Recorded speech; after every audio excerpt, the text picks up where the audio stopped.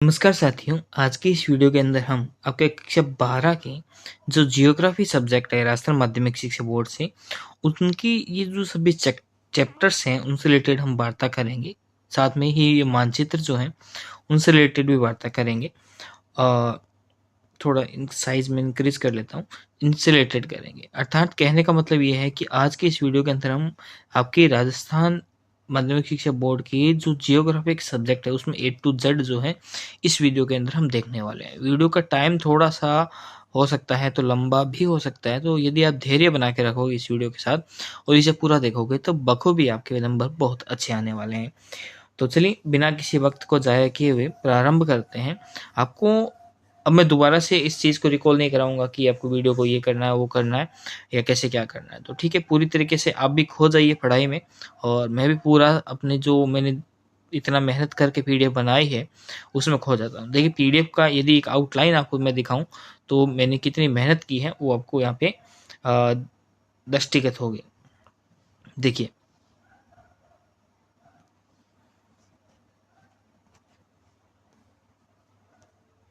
ये साइड में आपको दिखाई दे रहे हैं कितने पेज हैं। टोटल 42 पेजेस हैं और यहाँ पर जो जितने भी हैं वो सारे आपको यहाँ दिखाई देंगे। इसके साइज में छोटा करूँ तो ये देखिए कितने पेजेस आपको यहाँ दिखाई दे रहे हैं, 42 पेजेस दिखाई दे रहे हैं।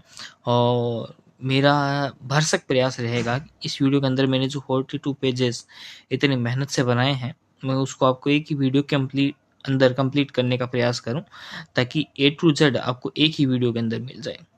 ठीक है, तो ये कोशिश रहेगी और आपको करवाने का प्रयास रहेगा पूरा। और ये जो पीडीएफ मैंने जो बनाई है ये जो पीडीएफ है ये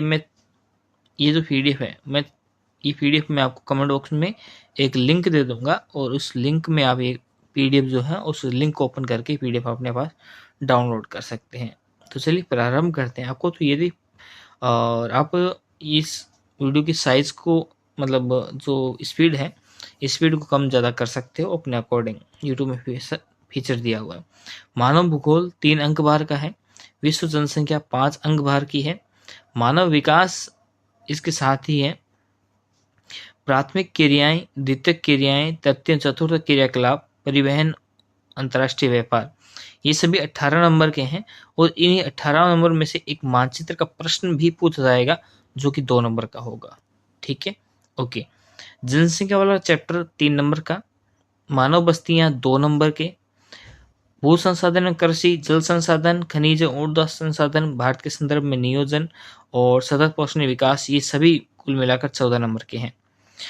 उसके बाद में परिवहन एवं संचार, अंतर्राष्ट्रीय व्यापार, परिवहन एवं संचार 4 नंबर का है। अंतर्राष्ट्रीय व्यापार और अध्याय 9 की जो परिचालन की कुछ मुद्दे एवं समस्याएं हैं मिला के 3 नंबर के हैं। इन्हीं में एक 2 नंबर का मानचित्र वाला प्रश्न भी आएगा। ठीक है, तो इस तरीके से आपका ये पार्ट डिवाइडेड है। चलिए पहले चैप्टर की तरफ बढ़ते हैं। पहले चैप्टर के जो महत्वपूर्ण प्रश्न है वो देख लीजिए। पहला प्रश्न है, थोड़ा इसके साइज को कम कर लेता हूं मैं ना, आपको सही दिखेगा। ये साइज ठीक है। पहला प्रश्न देखिए, मानव भूगोल का प्रमुख उद्देश्य क्या है? मानव भूगोल का उद्देश्य मानव और भौगोलिक पर्यावरण के बीच संबंधों का अध्ययन करना ही क्या है? मानव भूगोल का उद्देश्य है। सभी प्रश्न परीक्षा की दृष्टि से बेहद ही महत्वपूर्ण है और अध्यायवार है।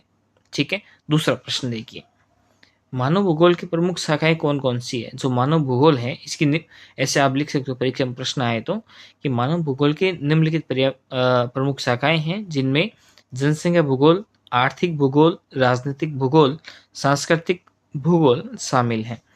अगला प्रश्न है, मानव भूगोल के अध्ययन का मुख्य आधार क्या है? जो मानव भूगोल है उसके अध्ययन का मुख्य आधार क्या है? जलवायु, प्राकृतिक वनस्पति, मानवीय गतिविधियां या खनिज संसाधन? तो क्या है? मानवीय गतिविधियां इसका जो है राइट आंसर हो जाएगा। अगला प्रश्न देखें। अगला प्रश्न है प्रश्न संख्या 4, मानव भूगोल की परिभाषा दीजिए। भाई मानव भूगोल क्या है इसकी परिभाषा दीजिए। वे प्रश्न आता है तो कैसे लिखोगे उत्तर? देखिए, मानव भूगोल की वह शाखा है जिसमें पृथ्वी पर मानव के विभिन्न क्रियाकलापों, उनकी जीवन शैली, परिवहन, व्यवसाय एवं उनके पर्यावरण के साथ संबंधों का अध्ययन किया जाता है। मानव भूगोल कहलाता है। पिछली बार की परीक्षा में बेहद ही प्रश्न मिले हैं। चाहो तो आप जाके देख सकते हो, पिछली बार के पेपर आपके पास होगा, और जो मेरी वीडियो पहले अपलोड किए हैं उनको देखिएगा। और अच्छी तरीके से एग्जाम में जाने से पहले इन्हें प्रश्नों को जरूर देखिएगा। अगर आप किसी कारणवश इस वीडियो को नहीं देख पाते हैं तो पीडीएफ डाउनलोड करके इन प्रश्नों को जरूर देखिएगा। और वीडियो देखोगे तो थोड़ा ज़्यादा नॉलेज तो मिलेगा ही, पीडीएफ से थोड़ा ज़्यादा। भूगोल को विज्ञान एवं सामाजिक विज्ञान दोनों क्यों माना जाता है? भूगोल को देखो विज्ञान भी माना जाता है और सामाजिक विज्ञान, ये ऐसा क्यों है? देखिए, भूगोल जो है इसमें भौतिक पहलुओं जैसे प्राकृतिक परिदृश्य के साथ साथ मानव समाज से जुड़े कारक जैसे जनसंख्या, संस्कृति, अर्थव्यवस्था का भी अध्ययन किया जाता है, इसलिए इसे विज्ञान के साथ साथ सामाजिक विज्ञान भी माना जाता है। पर्यावरणीय निर्धारण और संभाव्यवाद में क्या अंतर है? इसका उत्तर आप स्वयं देना, क्योंकि अपने स्वयं विवेक के आधार पर इन प्रश्नों के उत्तर दिए जाते हैं। छात्र स्वयं उत्तर लिखें। पर्यावरणीय निर्धारणवाद में मानव को प्रकृति पर निर्भर माना गया है, जबकि संभाव्यवाद में मानव को अपने भाग्य पर निर्माता बताया गया है। 7वां प्रश्न देखिए, मानव भूगोल की अवधारणा सबसे पहले किसने प्रस्तुत की थी? जो मानव भूगोल की अवधारणा है वो की थी रेटजेल ने, फ्रेडरिक रेटजेल या फ्रेडरिक रटजेल जिन्हें कहते हैं। अगला प्रश्न है प्रश्न संख्या 8, पर्यावरणीय संभाव्यवाद किस भूगोलवेत्ता द्वारा प्रतिपादित किया गया था? कार्ल सायर, जिसने संभावनावाद बताया था, बहुत ही बड़ा क्या था? सायर था। अगला प्रश्न है 9वां, मानव भूगोल के अध्ययन में कौन से तत्व महत्वपूर्ण होते हैं? ध्यान रखिएगा, निम्नात्मक प्रश्नों का समावेशन इस सीरीज के अंदर नहीं किया गया है। मानव भूगोल के अध्ययन में कौन से तत्व महत्वपूर्ण होते हैं? तो मानव भूगोल के अध्ययन में निम्न तत्व महत्वपूर्ण है, जिनमें मुख्य है जनसंख्या, संसाधन, अर्थव्यवस्था, परिवहन, शहरीकरण और राजनीतिक कारक।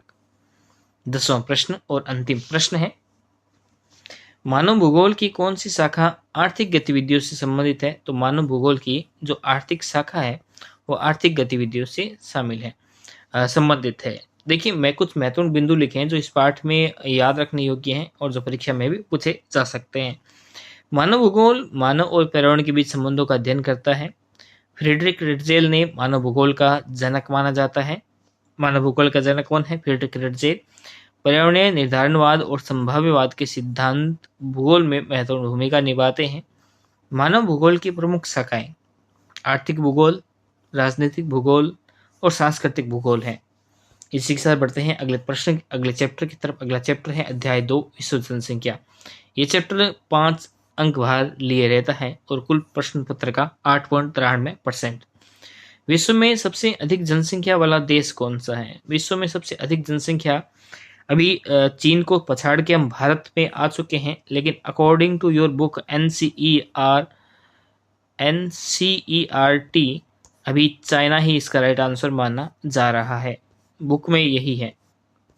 दूसरा प्रश्न देखिए, विश्व जनसंख्या दिवस कब मनाया जाता है? तो विश्व जनसंख्या दिवस 11 जुलाई को मनाया जाता है। अगला प्रश्न है, जनसंख्या वृद्धि दर किस में मापी जाती है? जो जनसंख्या वृद्धि दर है उसे मापने के लिए जन्म दर और मृत्यु दर के अंतर से जो है इसको मापा जाता है। ओके, अगला प्रश्न है प्रश्न संख्या 4, विश्व में सबसे कम जनसंख्या घनत्व वाला देश कौन सा है? तो सबसे कम जनसंख्या घनत्व वाला देश है अंटार्कटिका।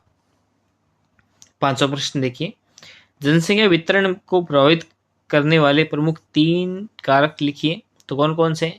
भौगोलिक कारक हो सकते हैं, सामाजिक कारक हो सकते हैं और ऐतिहासिक कारक भी हो सकते हैं। अगला प्रश्न है, जनसंख्या घनत्व क्या है? हर बार ये प्रश्न परीक्षा में पूछा जाता है। किसी क्षेत्र में प्रति वर्ग किलोमीटर में रहने वाले व्यक्तियों की संख्या ही क्या कहलाता है? जनसंख्या घनत्व। अगला प्रश्न, विश्व की जनसंख्या लगभग कितनी है भाई? 8 अरब है। जनसंख्या विस्फोट की परिभाषा दीजिए। जनसंख्या विस्फोट से आप क्या समझते हैं, इसकी परिभाषा दीजिए। जब किसी क्षेत्र की जनसंख्या बहुत अधिक तेजी से बढ़ने लग जाती है और संसाधनों पर दबाव बढ़ जाता है तो इसे जनसंख्या विस्फोट कहा जाता है। 9वां प्रश्न देखिए, जनसंख्या संरचना से आप क्या समझते हैं? जनसंख्या संरचना से अर्थ है किसी क्षेत्र की जनसंख्या के लिंग, आयु, व्यवसाय, शिक्षा आदि के अनुसार वर्गीकरण से है। 10वां प्रश्न देखिए, जन्म दर और मृत्यु दर के बीच क्या अंतर है? इसके उत्तर छात्रों को स्वयं लिखने हैं, लेकिन एक आपके आइडिया के लिए बता दें, जन्म दर प्रति 1000 व्यक्तियों पर जन्म लेने वाले बच्चों की संख्या को दर्शाती है, जबकि मृत्यु दर 1000 व्यक्तियों पर मरने वाले की संख्या दर्शाती है। जी, अगला प्रश्न 11वां, जनसंख्या वृद्धि के प्रमुख कारण कौन कौन से हैं? जनसंख्या वृद्धि जो होती है, क्या क्या कारण हो सकते हैं? उच्च जन्म दर, निम्न मृत्यु दर, बेहतर चिकित्सा सुविधाएं, खाद्य उत्पादन में वृद्धि। 12वां प्रश्न है, किसी देश में जनसंख्या संतुलन कैसे प्राप्त किया जा सकता है? परिवार नियोजन, शिक्षा, महिलाओं के सशक्तिकरण, बेहतर स्वास्थ्य सुविधाओं की जनसंख्या संतुलन प्राप्त किया जा सकता है। अगला प्रश्न है, जनसंख्या घनत्व और जनसंख्या वितरण में क्या अंतर है? ये प्रश्न आपको स्वयं को करना है। ओके, अब इस चैप्टर में कुछ याद रखने योग्य बिंदु जो कि आपकी परीक्षा के लिए बेहद भी महत्वपूर्ण है। विश्व की जनसंख्या वृद्धि दर असमान है। चीन और भारत जनसंख्या के मामले में पहले और दूसरे स्थान पर हैं। हालांकि अब भारत पहले स्थान पर और चीन दूसरे स्थान पर है। कम जनसंख्या घनत्व वाला क्षेत्र साइबेरिया, अंटार्कटिका, सहारा मरुस्थल है, जिसमें अंटार्कटिका में सबसे कम जनसंख्या घन है।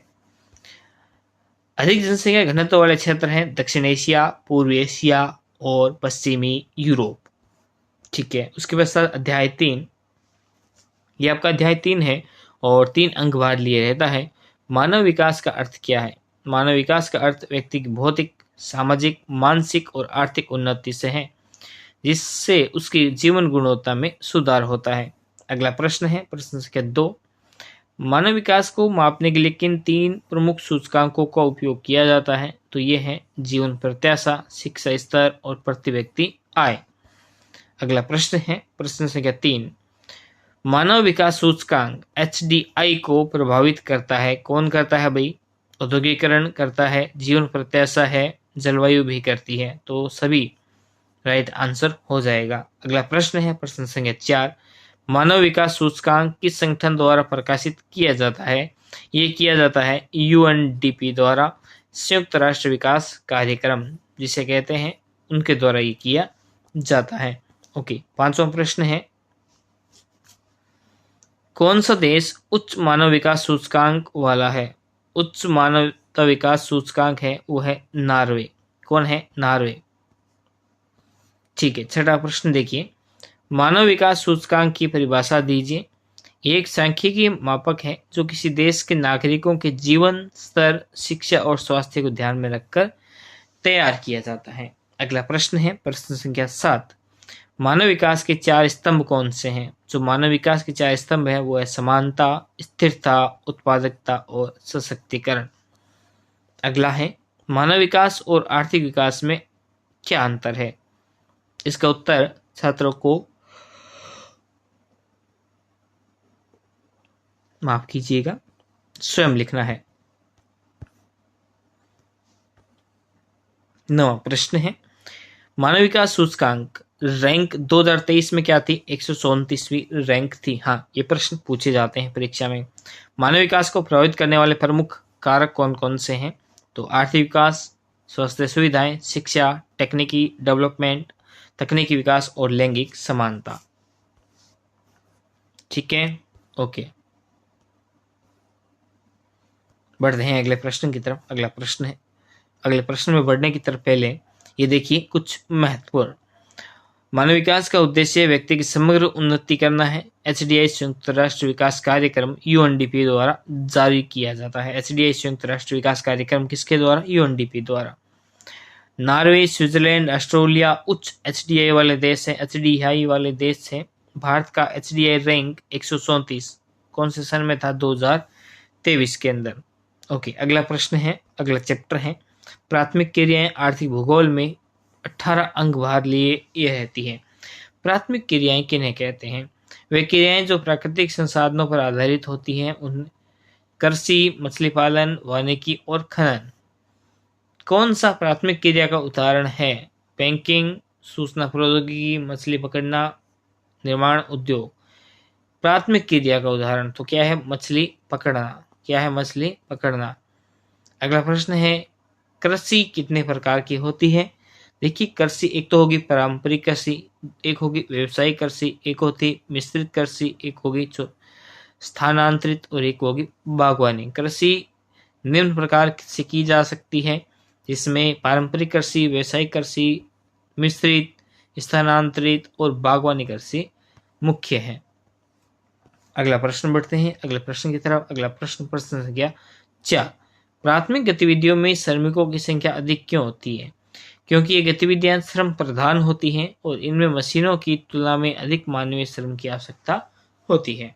अगला प्रश्न, झूम कृषि से आप क्या समझते हैं? और झूम कृषि किस क्षेत्र में की जाती है? झूम खेती, वनों को जलाकर की जाने वाली खेती, पूर्वोत्तर भारत, इंडोनेशिया, म्यांमार और अफ्रीका के घने जंगलों में। झूम कृषि और व्यावसायिक कृषि में क्या अंतर है? ये अंतर वाला प्रश्न आप स्वयं करोगे, ठीक है? ओके। 7वां प्रश्न, विश्व में सबसे अधिक चावल उत्पादन करने वाला देश कौन सा है? तो चाइना सबसे अधिक चावल उत्पादन करता है और गेहूं हमारे यहाँ से इंपोर्ट करता है।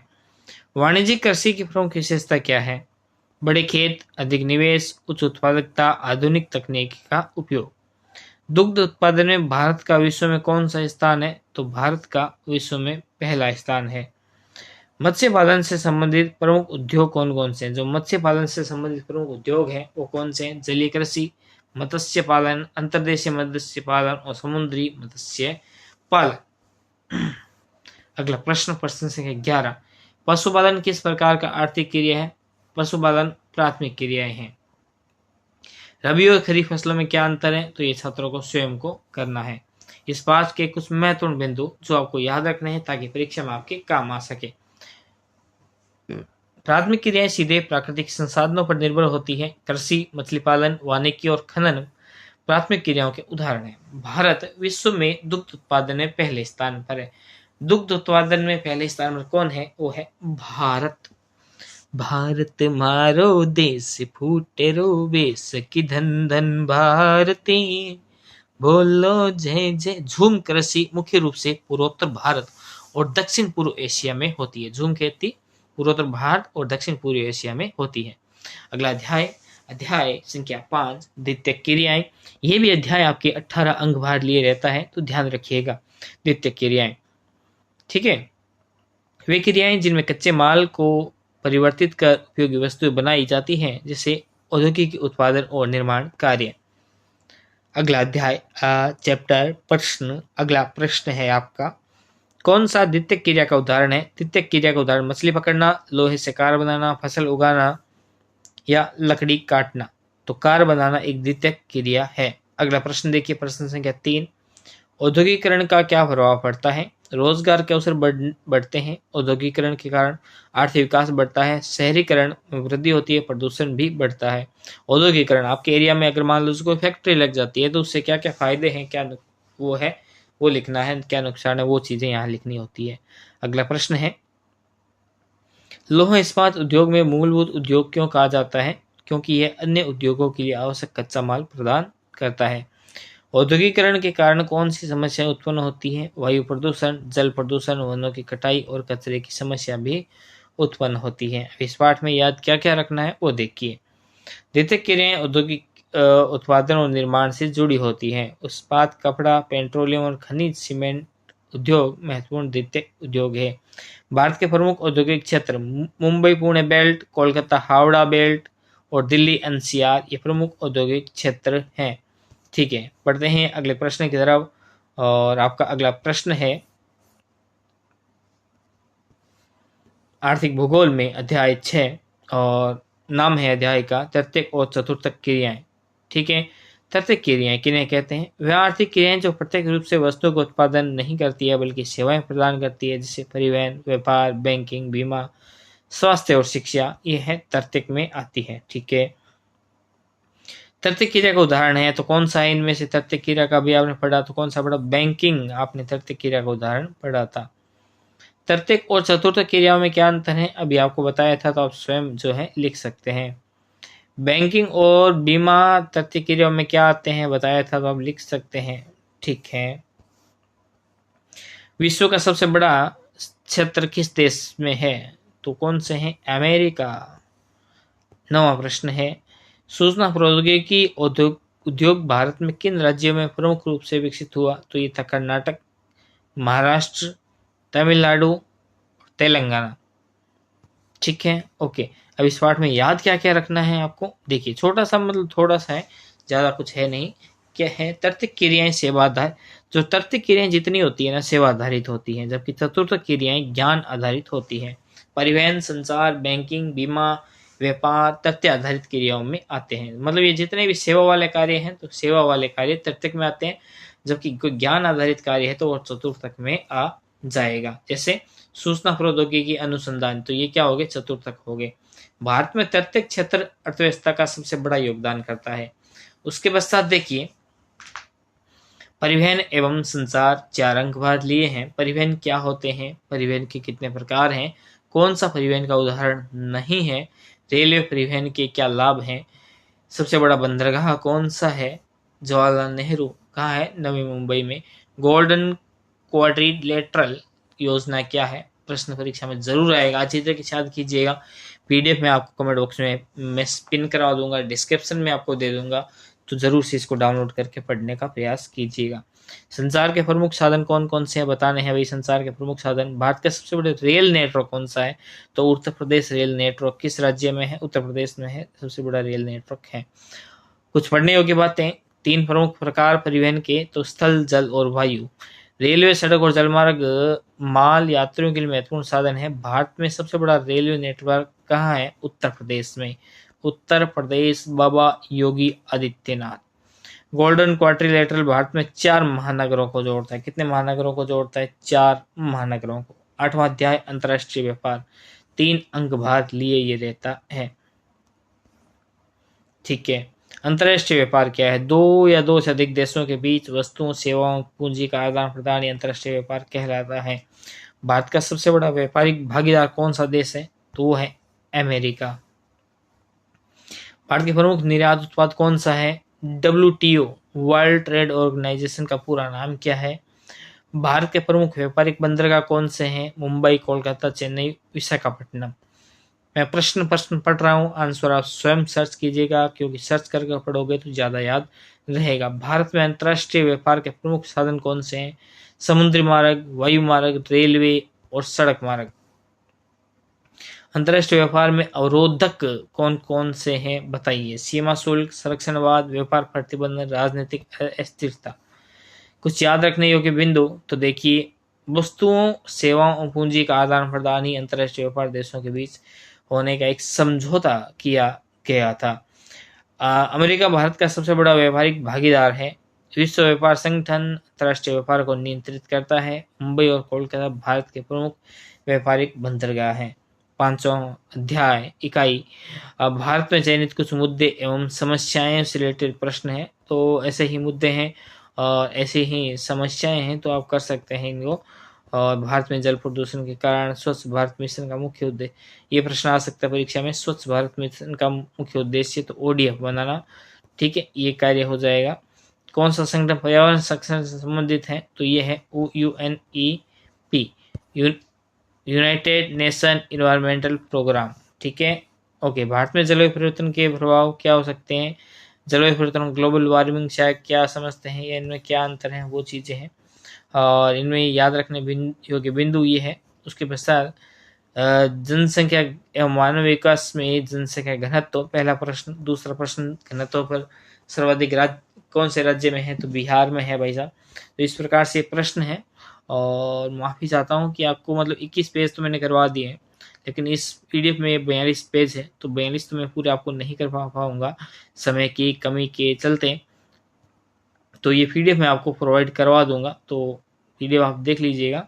और कोई प्रश्न हो तो नीचे आप मेरे को कमेंट बॉक्स में बताइएगा, मैं आपको उस कमेंट का आंसर देने का भरसक प्रयास करूंगा। तो आज के लिए इतना ही, अगली बार फिर से मिलते हैं, तब तक के लिए जय हिंद, जय भारत, वंदे मातरम।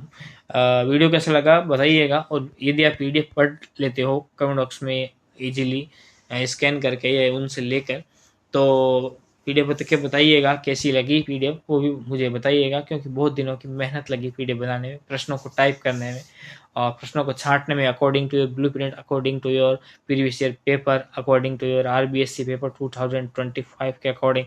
तो बहुत थोड़ी सी मेहनत लगी है, अगर आप लाइक कर दोगे तो मेहनत रंग लाएगी। चलिए आज तक इतना ही, अगली बार फिर से मिलते हैं।